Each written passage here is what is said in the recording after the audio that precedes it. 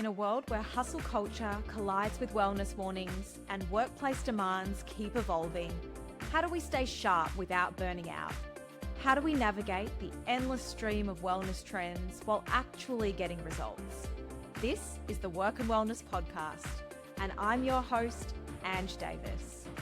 Drawing from my own journey of wins, stumbles, and honest revelations, I'll be bringing you raw, unfiltered conversations with experts and inspiring guests who've been there, lived it, and found a better way. Together, we'll cut through the noise and workshop what it really means to be well in today's workplace. No more choosing between success and sanity. No more sacrificing health for achievement. Whether you're struggling with burnout, searching for purpose, or simply ready to work smarter, not harder, you're in the right place. This is real talk about real solutions for real people. Let's get into it.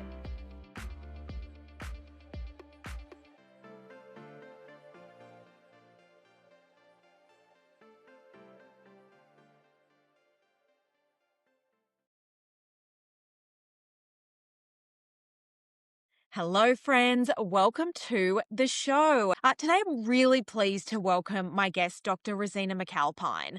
Rosina is an internationally recognized parenting, wellbeing, and academic researcher, and she's the CEO of Win-Win Parenting. Her evidence-based approach helps families and workplaces navigate the very real challenges of modern life, from stress and burnout to communication, emotional regulation, and raising resilient kids, which I think is super important. And it's what I talk to a lot of my friends about because they are, I'm not a parent, but they are parenting in a very different environment.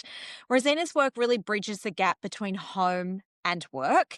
And she understands that you can't separate the human from the employee, which I think is the case for all of us, right? We are humans and we are not a work self and a home self. And Rosina really knows that supporting people thrive personally is one of the most impactful and powerful ways to improve performance professionally, and that includes from a parenting perspective. So welcome to the show, Rosina.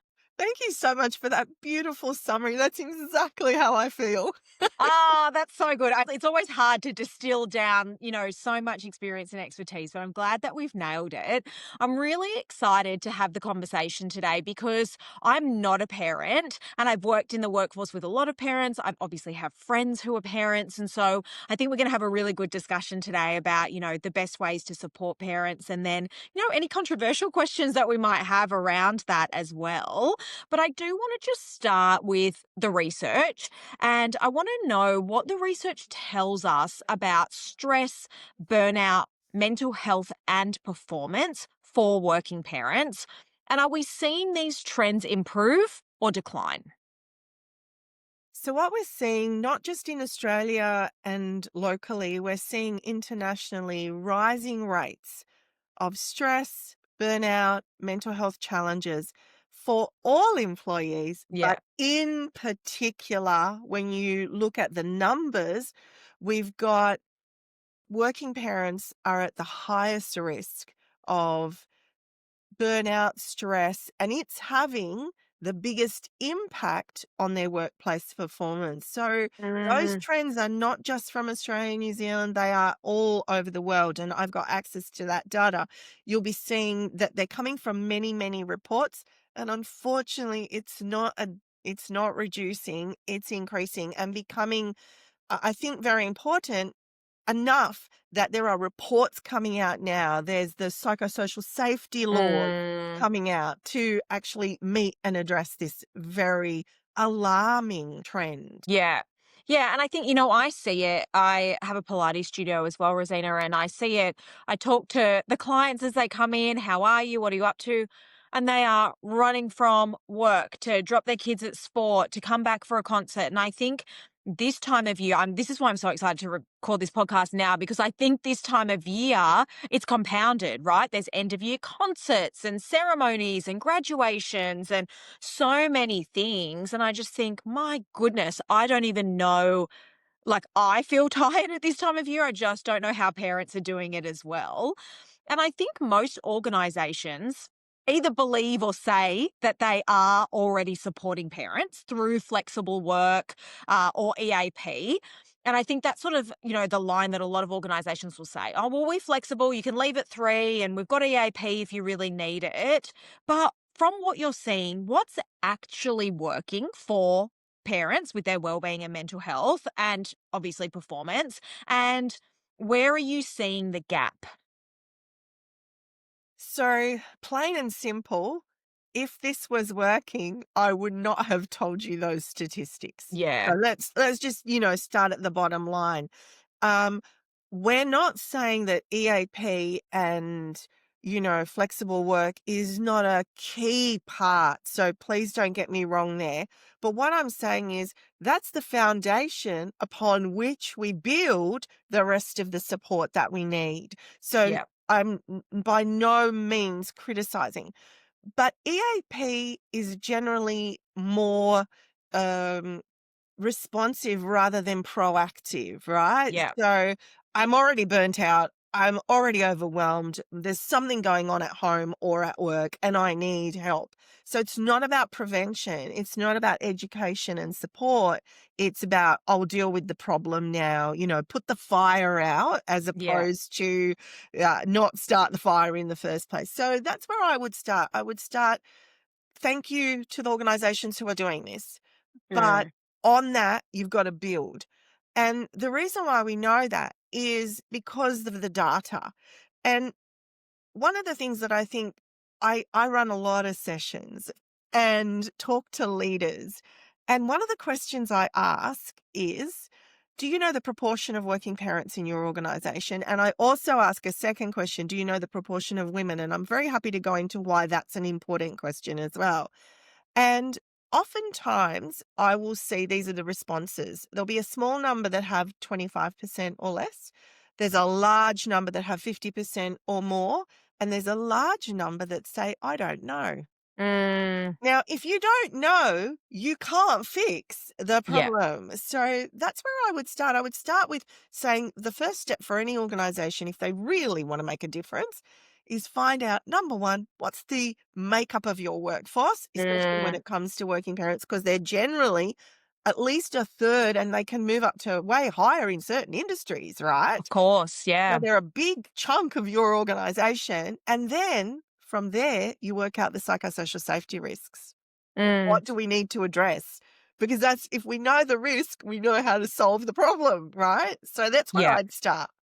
Yeah, absolutely. And I think it's so interesting because we look at a number of stats. And when I worked in corporate, there's a lot of things about gender diversity, cultural diversity, but I don't think I ever, and I worked in HR. So, I would have been even more privy to sort of the types of stats that large organizations were recording. I don't think we ever talked about what percentage of working parents were in the in the workplace. We just never even recorded that. And that was for one of Australia's largest organizations at the time. So I think that's really interesting. You did mention that you asked a question about how many women, and I want to sort of touch on that a little bit because when we look at the division of labor at home, do you feel like women are still bearing the brunt of that? Do you feel like, if we're talking about a heterosexual relationship, that dads are stepping up?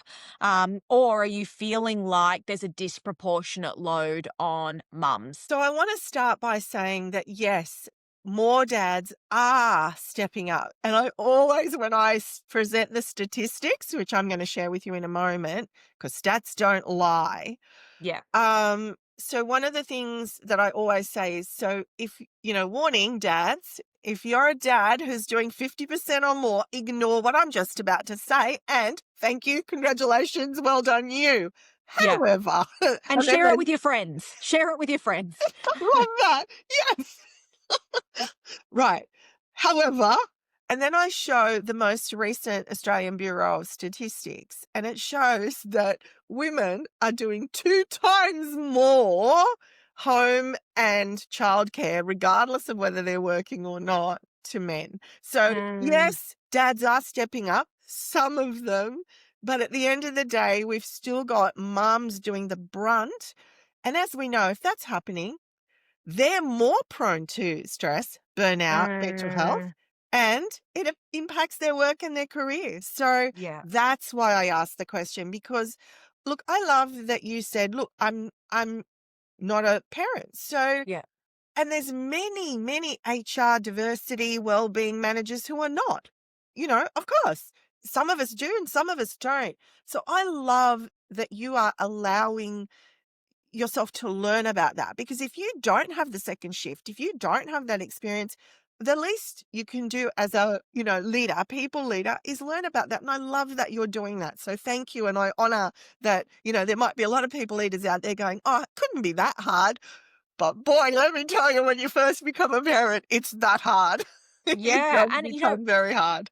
and I think it's so interesting you say that. I've got my own business now, but certainly when I worked in the corporate environment, God, I mean, I'm sort of selling myself down the river here. And I was always really flexible with my team. I was like, go do what you want to do. You do your work. Like, I don't mind. But there were times at which I felt like, oh, I don't get the same grace as someone who doesn't have a kid. And I know that sounds bad to say. And as a leader, I was like, you take the time you need. If you need a day off, like all I care is about your output. That's what really mattered to me as a leader. And how can we support you in the best way? How can I support you? So it wasn't even about them being able to take the time and me helping them, but it was like, oh, hey, do I get to I get looked at sideways if I needed to take my dog to the vet or if I had something else that I needed to do personally. So, what are your thoughts on that? And I know, like I said, I'm outing myself there thinking that a little bit, but I don't think I would have been alone in thinking that when I was young in corporate that, hold on, why don't I get extra grace to go and do things? I 100% agree with you.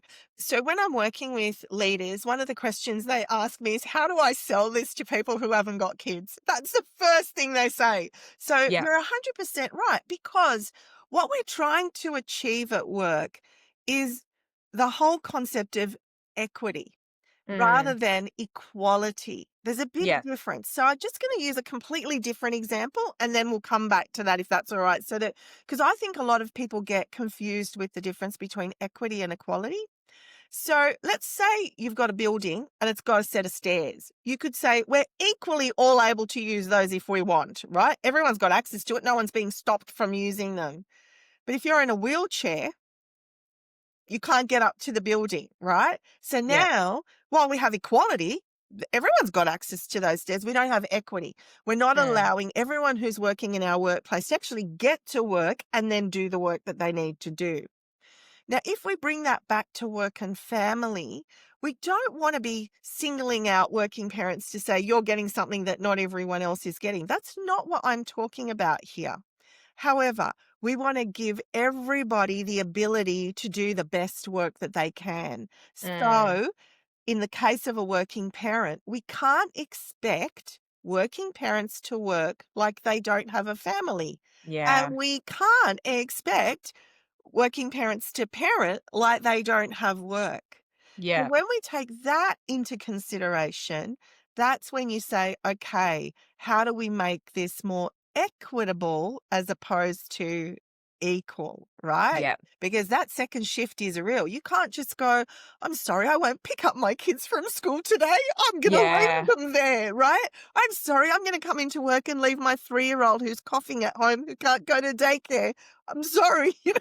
We can't do that. Yeah. So what we have to be really aware of is there's a difference between equity and equality, and we want everyone, not just the working parents, but everyone to have the best opportunity to be their best at work and at home. And if that means taking your sick dog to the vet, then yes, absolutely taking your sick dog Yeah. to the vet. Yeah, that I love that. How do you explain, Rosina? So I guess my experience is, in corporate there'll be people who earn a significant amount of money and that sort of goes down the tree depending on your seniority. And what I found, I guess I observed, is that those that were higher up the tree were able to afford a lot more help at home. So I also think that what I saw was those up the tree sometimes had even less empathy for working parents, even though they're working parents themselves, because they had a lot of help and they could afford a lot of help. Whereas not everyone within the organization can do that. So, what are your thoughts on that? I know it's a bit of a rogue question, but I do actually think it's almost harder because they're like, well, we're parents and we make it. You know what I mean? So, it's not, I think it's almost more difficult because they are parents. Love where we're going with this because it's all of these nuances, these difficulties that are going to open up conversations that no one's willing to have. So Mm. thank you for being so brave, and I'm very happy to open my heart as well, right? Yeah. Because we have to have these conversations. So I've already mentioned that we have to get data. Yeah. The next step is leadership training. Mm. And that's an important part of this. Of course, if you are a leader and you've got this extra income where you've got someone who comes and picks up the kids, a nanny, you've got a cleaner, you've got childcare that's just around the corner, Mm. of course, it's not even going to occur to you. So it might not be that they don't have the empathy, they don't have the education or the knowledge or the Mm. understanding in amongst that, even if they do, they might not have the understanding of someone who's now going through a divorce or whose Yeah. partner just died or whose child has mental health or whose child is just left home or right. So the problem that we've got here is if we don't train our leaders, if we don't show them the broad range of things that can be going on with Mm. working parents, right? And that's where the fear comes in. I can't tell my boss because they're going to go, "Pff, so what?" That's why we need leadership training where we've got really clear understanding of what is this whole psychosocial risks. And I've just only mentioned a tiny few of them, right? Mm. That could be there with, what about a blended family? What about, do you know what I'm saying? Like so much can Yes. go wrong. Um, if you don't even see that, then you can't have policies, procedures, support mechanisms at your fingertips to go, Yeah. oh, I know what that, if someone that happens, then I can do that. Whereas we've got lots of other mechanisms around other difficulties like domestic and family violence. We'll have very clear Mm. policies, we'll have very clear procedures. So why is this not, when we talk about work and family, if we're already saying the statistics show the risks are the highest, we're Mm. already saying that. So why don't we do something about it? And one part is get the information. Number two is get that information to the leaders so they Yeah. can make good decisions and have policies and procedures and support mechanisms within the organization. Because maybe sometimes as a leader, you might have felt like your hands are tied. Like you Mm. didn't even have a choice. Like, the report was due or the meeting was there or whatever. But if you've got policies and procedures that say, hang on a sec, if this and that and this happen, this is the leeway and this is the way in which we can manage that. There is that psychosocial safety. There is the well-being of the individual and, of course, the contribution to the workplace in terms of productivity, effectiveness, Yeah. because we're managing this situation so well. So I love that you're bringing up these really tricky, difficult conversations that we need to start having. Yeah, and they're real, right? And I think, we're in a very interesting economic environment at the moment too, which I think, my hypothesis would be that people are more afraid to speak up because we're seeing a lot of redundancies in the environment. People are probably worried that it might put them in a risky position if they did speak up. Rosina, I really believe, I speak a lot about wellbeing and mental health, and I believe that there is a bottom up, so looking after yourself individually, and then a top down approach, like a systems approach and an individual approach. And when that comes together, I think we can really make big change. We'll come to the systems approach in a minute because I want to ask you what the best organizations are doing. But from an individual level, do you have any suggestions for people as individuals? I'm sure there are going to be people listening to this who are nodding along, being like, yes, I can't say anything to my boss. No, I don't have the flexibility. Or this is the fourth time in a month that I've had to take a day off because my kid's been sick and I'm feeling such guilt and shame around it because I'm worried what people are thinking. Do you have any tips for someone at an individual level on, either how to have a great conversation with their leader about that or how they can bring it up with their leader? So difficult to answer that question because of the risk attached to it. That could result in a great outcome and it could also result in losing your job. that's fact, right? So there's no real simple solution here, which is why we need both the from the top and the bottom, like you said. It's much less risky to have that conversation in an organization that says, here's our workplace policies. We're a family friendly. Leaders are leading by example. So much easier to say to your boss, I'm going to my child's play, when your boss said, I'll see you all tomorrow because my child's doing their swimming carnival and that's where I'm going to be. Yeah, you can catch me on the phone, but that's where I'll be. So much easier. So what I would say is you have to make a good call for yourself, right? And there's two parts to this. Number one, when you look at the statistics, again, I'm going to go back to that because I think if we start with data, we're always stronger.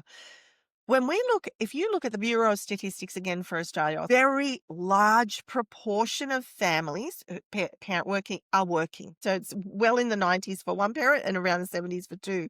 So if you can't afford to lose your job, that's a very risky strategy. So, you have to make the best of the situation for your mental health, your physical health, and your financial health. So there's a big decision to be made there. However, thank goodness our psychosocial safety laws are really starting to come into place now. They're Well, yeah, coming they into just really launched at the start of December, right? So they're in place now. So now get informed. Mm, Look at those workplace laws. Look at the requirements. So you're not going in there to trick or to, make trouble for your organization. You're in there saying, as an organization, you want to meet the psychosocial safety requirements. These are some of the risks that working parents are experiencing. How can we work together to mitigate these? mm, How can you be an employer of choice? How can you be the case study? So I would suggest get informed first. Number two, really look at your own situation and make a very informed decision. You can't put yourself at financial risk because that is going to make things even worse, yeah, right? But we do need to empower ourselves so that I love how you said the whole person, financial well-being, mental health, physical well-being, social well-being, emotional well-being. So it's weighing all of that up, but I would say get informed. That's your most important part so that you can come in from a real win-win situation, win for work, win for me, not combative like, you owe this to me. yeah, That's not going to win points to anybody, right? But knowing that, yes, you want to be a family-friendly workplace. You want to be a leader of choice, right? yeah. How do we do that together? Yeah, I love that you say that because, I always feel like no matter what it is, right, the best conversations between a person and their leader are those that say, I love working here. I want to do a great job, but I need to start working with you on how we can make this work. Because at the moment, this is not sustainable, and that can be about anything. It can be about bonuses or pay rises. Like it can be any conversation. But I think when we start at a human level to say, can we talk about this together to try and make things work? It's always going to be better received than coming in and saying, well, actually, this is what this psychosocial safety legislation says, and you're not complying. So this is what I'm going to do from here. Like that's just never going to go well, is it? No, and that's why I keep saying win-win. We want Yeah. it to be a win for families and a win for workplaces. We don't want combative, we want collaborative. We want Mm, to empower our leaders, not back them into a corner. We want our leaders to empower the staff, not back them into a corner. yeah. So as soon as you become combative and not collaborative, you back someone into a corner. It's not the way to go. Now, having said that, if you've done that and you're not getting anywhere, then you may have to take an alternate course. But what you and I are saying is don't start there. Yeah. You Yep. know, always start with how do we work together to make this successful within the law. Like, we're not Mm. ignoring the law and what the rules say, but let's understand the meaning for workplace. Let's understand the meaning for the employee because they are new and we are still trying to work out what we're trying to do. They have been being brought in place for quite a while now. People are starting to understand them, but we're not there yet. We're definitely Yeah. not there yet. Yeah, and it will take time, right? Particularly in large organizations, they take so long to change anything. It's like, turning this big ship. So, but I think that's right, having that conversation. When you're working with organizations, what do you think maybe are the three things that you think the great organizations are doing? I know we talked a bit about policy and things like that, but when you see it and you think they're really ahead of the curve, what are they doing? If you don't mind me saying, going from 3 to 5, because there are You 5 parts yeah. of this, if you don't mind. So we've You already take as talked. many as you like, Rosina. I don't want to limit Thank you. you. So we've talked about 2 already, so I got 3 more to go. So the first one was get the data, know your workforce, know the psychosocial risks. First thing. Second thing we said, once you got the data, teach it to the leaders, let them be Mm, informed, empowered, right? So data leadership. The next thing is, well, now that I know what the problem is, and now leaders know what the problem is, we need targeted programs. And that's where we come in. So once you know that there are issues with, we know with screens, particularly very difficult for parents who have got, whether they've got young kids or they've got teenagers, bullying is a big issue. Mental health for kids is an issue. Just when you start trying to get a toddler to eat something that's not white is an issue. And people might go, oh, big deal. That's so stressful for a parent. If your kid's mm, not eating, that's a big thing, right? yeah. So once you've got all the problems, you need targeted programs. And if we can target the programs and help parents feel confident, this is how I can, set up my timetable so I can better manage work and family. This is how I can, manage all these little problems that could turn into big ones at home that I can, cut off at the pass so that we're smooth sailing, right? So that's the targeted programs. That's a really big one. And not just, oh, every World Family Day we do a picnic or, do you Mm, know what I mean? Like, it's not like that. It's like ongoing support, month in, month out, a new topic, a new opportunity to ask questions, a new, where you're constantly learning. So that's a big thing. The next thing is, it's one thing to say you're a family-friendly workplace, but it's another thing to actually have a family-friendly workplace culture, and that's what we were talking about before. Does the boss actually exhibit, role model exactly what a family-friendly workplace culture is? Do we acknowledge and value our working parents instead of saying, oh, why do we employ people who have got caring responsibilities? It's such a mm. big burden for us. They're the troublemakers. They're the ones that need flexibility. So if you're saying things like that, that is not a family friendly workplace. So data, leadership, targeted programs, family friendly, true family friendly culture. And finally, and this is a big one, and it's return on investment. I'm going to add that in there because why would an organization invest in something that is not bringing about Mm, benefit? So monitoring, we don't want it just to look good. We want it to have outcomes. We yeah. want there to be better employee well-being, better loyalty and inspiration, better productivity, better parenting at home, feeling more Mm, confident, right? So that's where the ROI, the last part of the 5, is you do in the loop. Well, we did the data, we did the leadership, we did the targeted programs, we got this we think we've got a family-friendly workplace, but do we?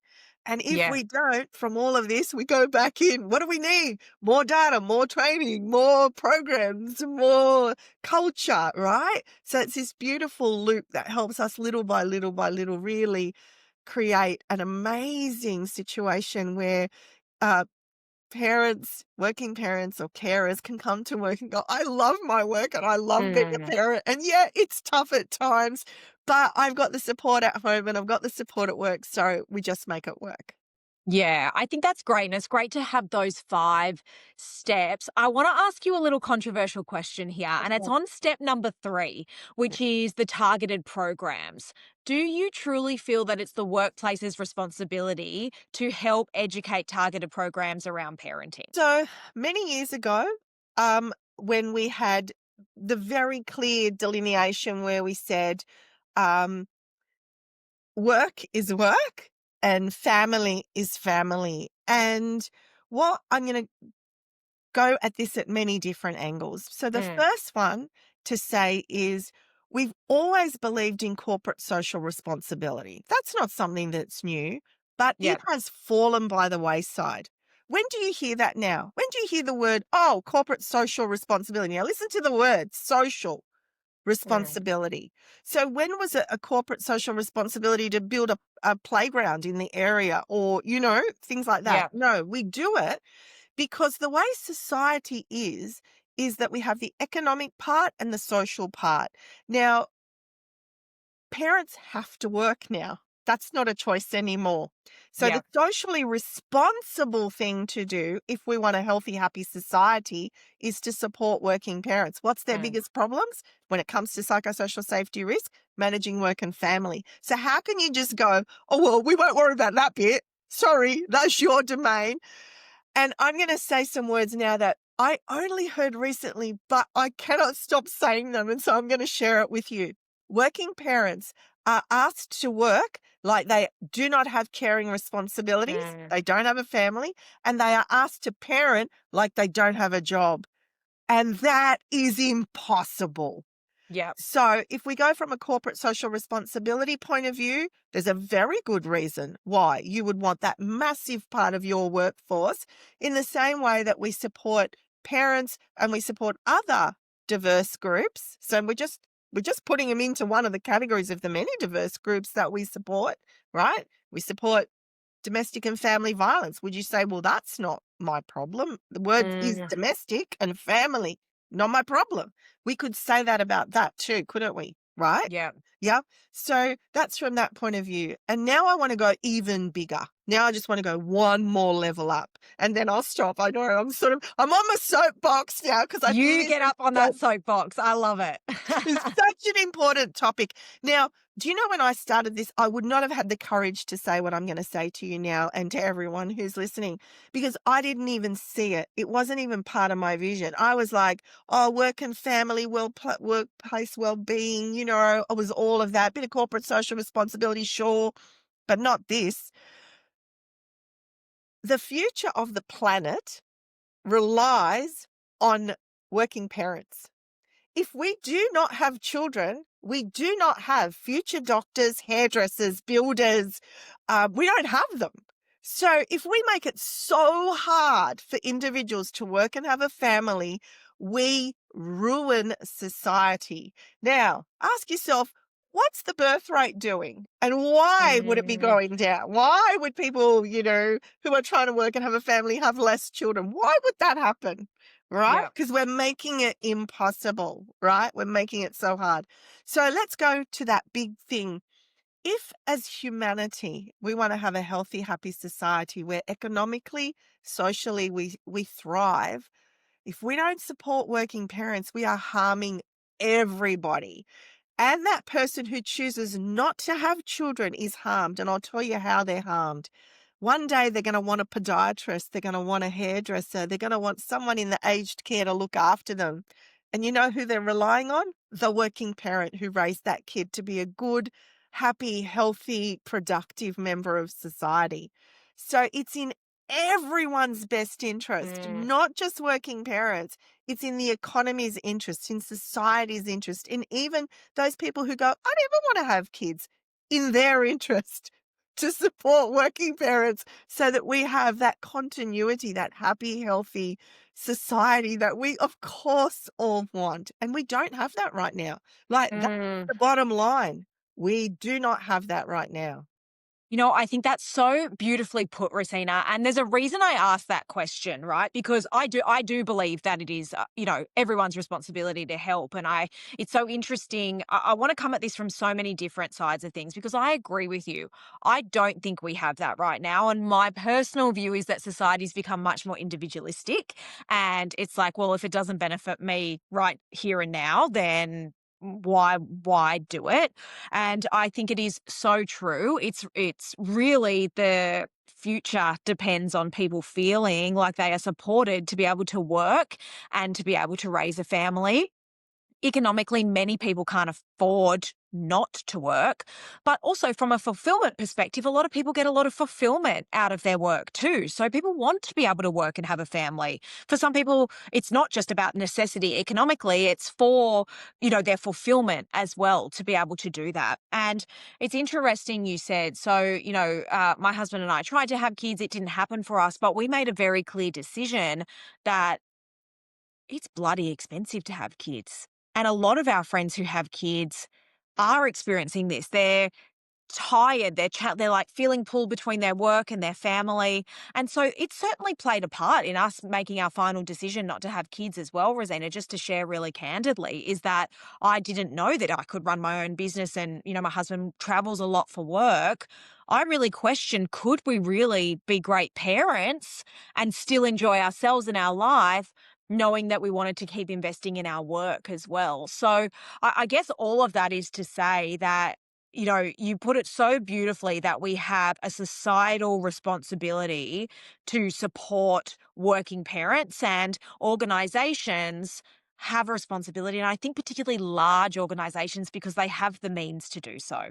And so, they're the ones that can handle if one person is off for a few days or things like that. And so I do think it's really important. And it's the reason I asked the question, because I'm sure there are many people and leaders who think, well, it's not my responsibility to teach people how to parent. You chose to have a child. Do you know what I mean? And so I think Yeah. what I was trying to do is preempt sort of that rhetoric to discuss why it's so important. I really appreciate that. And I think you make so many good points. I think so many parents like yourself even ask the question, can I afford to have kids? Or, does my lifestyle suit that? And Mm, many people are choosing to have one child or two or none because of mm, that. You're right. Individuals want to contribute to the world in many ways. Mums, particularly, like you're saying, right? Individuals, women, we want to be able to work and we want to be able to make a difference in the mm, world and we want to be able to raise our kids. And the same with dads. I agree with you. As men and women, we want to make contributions in many different ways. And sometimes work is not at all about being able to afford it. It is about, I've got something to give to this world and yeah. I want to make that difference. And I love that you raised that.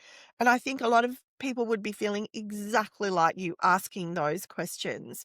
I love how you said corporate social responsibility being big organizations versus small. I agree. It's much harder in a small organization. Mm, But we need to create programs that allow small organizations, even if it's share pay, right? yes, Well, I let's be agree. Yeah. let's be creative. Let's not just go, oh, I don't have the budget or whatever. Okay, you don't have the budget. How do we share pay? How do we do it in a way where everyone's making that contribution? How do we do it? We do it online instead of face to face. Like there are so many ways to be creative around this rather than just saying, oh, well, we're small, we can't do it. But you're absolutely right. Large organizations with large profits are in a much better position. And Mm, you ask yourself, corporate social responsibility, how did you get those large profits? You got them from the workers. They didn't yeah. pop out of the air, right? They didn't Yeah. come back from nowhere. So this is that beautiful way of actually returning that. Mm, Thank you for your contribution. And here's us contributing back to you, your well-being, the well-being of society. The biggest thing that I'm hearing from what you're saying, and I agree with you, is we have become individualistic. We have out of necessity mm, and out of education. You think about when we grow up, do we do collaborative or competitive? Do we all mm, go for the points? Do we want to be the winning team? Do we want to be the winning person? Or do we say, well, actually, winning's great, but what matters more is we just got to play for an hour with each other, which is really cool. And we got to collaborate, we got to learn. And I think that is a big thing as part of all this. Parents have got the responsibility of helping their kids understand not that individualistic, but you're part of a family, you're part of a group, your peer group, you're part of a society. So we, mm, we really do, if we support working parents, we're going to support so much. We yeah. support the well being of the world. And I've got a bit to say about education as well, and I think we have created an education system that's competitive rather than collaborative, where bullying is better than, learning how to have empathy and care for others. Do you know what I mean? So it's Yeah. a big call, I know, but this is where we're at right Mm. now. Yeah, and I think it's important to be candid around it as well. There's no point sort of tiptoeing around what we are seeing. I do want to sort of touch to finish, and then I'll ask you sort of for any last bits of information you really want to share. But you mentioned earlier about that corporate social responsibility and really making a difference. And, it's not a yoga class at lunchtime or free lunch in the kitchen, which fine, they're great things, like I'm sure people enjoy those. But what are the things that either individuals, particularly mothers, can do or that they need on a day-to-day basis, do you think? Have you got any advice for either a mother, and I say a mother because, you mentioned the stat earlier that they're taking 2 times that load at home. What are some of the things that you see are really helping mothers to have great mental health and well-being and resilience? When we talk about mental health, well-being, and resilience, everything starts from your belief or your attitudes. Because we know that what you believe will impact your actions. Now, Mm, a lot of mums feel guilty, mm, selfish, shame if they take time for self, yeah. right? So, my little tip is, this has been my thing that I've shared for many years, that if you were a child and you were going to be raised by mum A or mum B, and mum A says, "Hey, if I don't look after myself, I can't look after anyone. If I'm not inspired and happy and doing what I love, how am I going to be a good role model to my kid?" That's mum Mm, A. Mum B is, "Oh, if I take time off, I feel guilty. I'm selfish. Oh, I better go and do this for work and this for home." And then, the downward spiral, right? But of course, mum B would say, "But make sure you take care of yourself, even though I don't." Like, yeah. of course I want you to do that. Don't, watch me. Do what I say. Don't do what I do. So when you put it like that, really basically everyone goes, "Well, I want mum A," right? I'm like, well, then be mum A. Be Yeah. mum A. We, in a society, we've got these really weird beliefs that we don't even know where we got them from, right? Which makes absolutely no sense. When you take that 5 minutes for the cup of tea, when you take that 15 minutes to go outside and go for a walk, when you schedule in someone to mind the kids, or you sit outside for 5 minutes before you walk in the door, really collect yourself and, take stock for the day. When you take those small moments, so number 1, look at your mindset. Number 2, Mm, take those small moments. Number 3, schedule in. That means, I remember many years ago when our son was really young, there was a single mom, and our kids were just really close at preschool. And I used to say to her, "Listen, I'll take your daughter overnight every second week because the kids get on so well. I'll take it. So Friday night, leave her all day Saturday, and then I'll bring her back Saturday night, so that you've got like a full 24 hours that you can do yeah. whatever you want." And she said, "Only if I can do it for you the next week." Mm, And I loved that because she never felt like she was a burden to us. And then our child would go, "So we had date night every yeah. second week." Win-win, right? Yeah. And that's what I'm talking about. Be sensible. Don't feel like you're, a burdening somebody else. Or maybe there is an auntie or an uncle. And when I didn't have kids, I had kids very late in life. I also didn't think I was going to have kids. So I was like 43. So I was like the best auntie on the planet. I loved having them. Like, it wasn't a Yeah. burden to me. It was like, give them to me. I'll take them because I'll give them back. So, Yeah, exactly. no problem. Right? So to think a little bit laterally. So number 1, look at your beliefs. Number 2, are you scheduling small self-care? Try and get bigger self-care by doing things like that. And then you are the best role model to your kids, Yeah. and you're going to be able to be really good at work and really good at home. So that would be, I know it's a little bit longer answer than maybe you thought, but I think those are the keys to to really self-care. It's about self-care.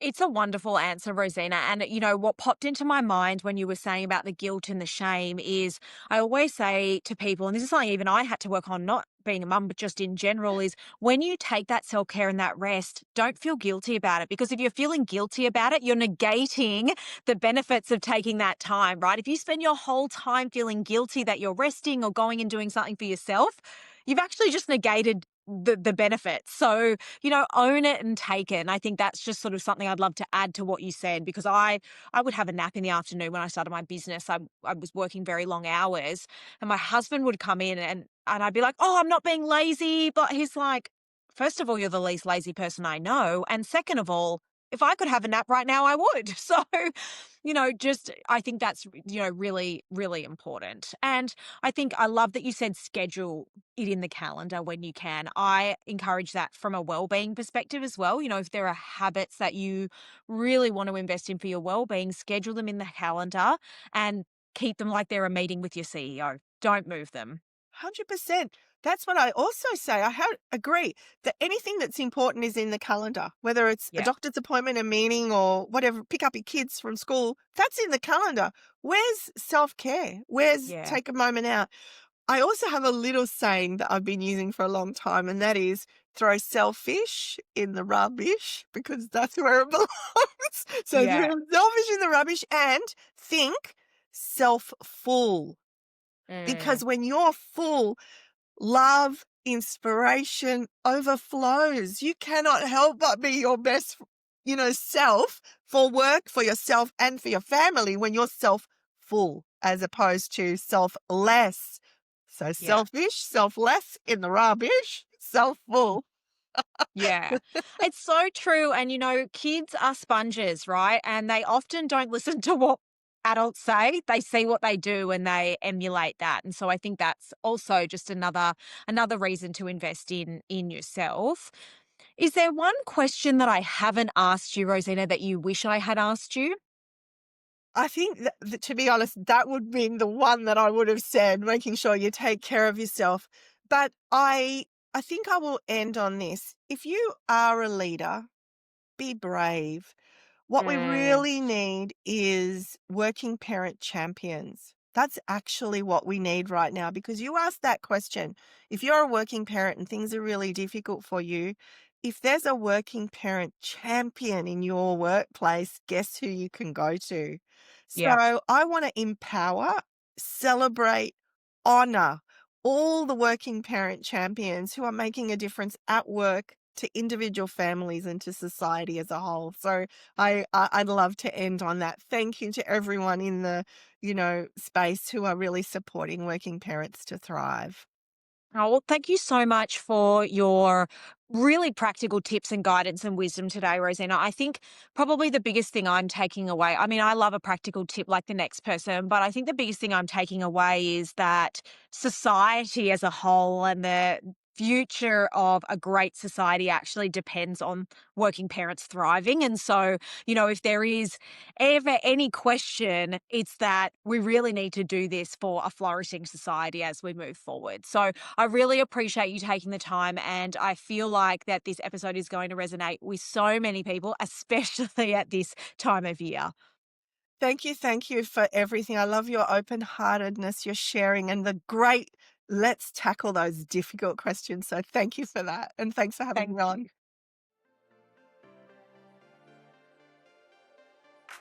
Thanks for joining me on Work and Wellness. If today's episode resonated with you, remember, someone in your network might need to hear this too. Share it with a colleague or friend who could use these insights. I'd love to keep the conversation going, so find us on Instagram at Mind Your Grit, where we share daily tips and continue these discussions. And if you found value in today's episode, please take time to rate and review the show. It makes such a huge difference and helps other people discover conversations they might really need. Don't forget to hit subscribe so you never miss an episode. Each week, we're building a community of people who believe that success and well-being go hand in hand. You can find the notes, resources, and links from today's episode at mindyourgrit.com. This is Work and Wellness with Ange Davis. Your work matters, your wellness matters, and this is where it all comes together. See you next week.